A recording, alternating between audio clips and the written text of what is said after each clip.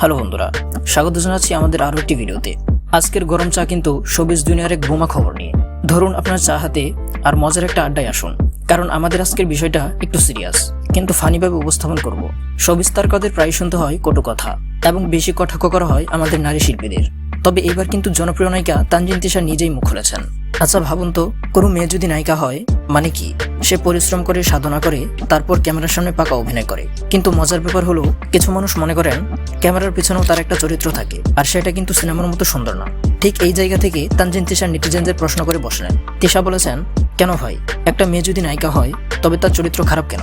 দেখেন, এটা কিন্তু কোনো সাদামাটা প্রশ্ন না, এটা হলো একটা সমাজের গভীরে গিয়ে প্রশ্ন করা, যেখানে নারীদের চরিত্র নিয়ে সবসময় কেন জানি না প্রশ্ন তোলা হয়। তিশা বলেন, আমরা ক্যামেরার মানুষদের সাথে বেশি সময় কাটাই, তাই এটাও তো আমাদের একটা পরিবার।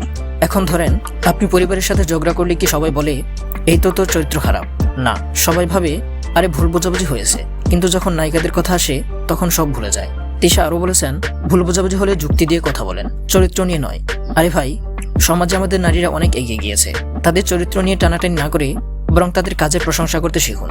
আচ্ছা, আজকের এই টপিকটা ছিল কিছুটা সিরিয়াস। আর যদি এই বিষয়ে আপনার মতামত থাকে নিচে কমেন্ট করতে ভুলবেন না। আর যদি এখন আমাদের এই চ্যানেলটি সাবস্ক্রাইব না করে থাকেন, চ্যানেলটি সাবস্ক্রাইব করে বেল আইকনটি প্রেস করে রাখুন, কারণ আমরা কিন্তু এমন চায়ের কাপে ঝড় তোলার মতো বিষয় নিয়ে ফিরবো।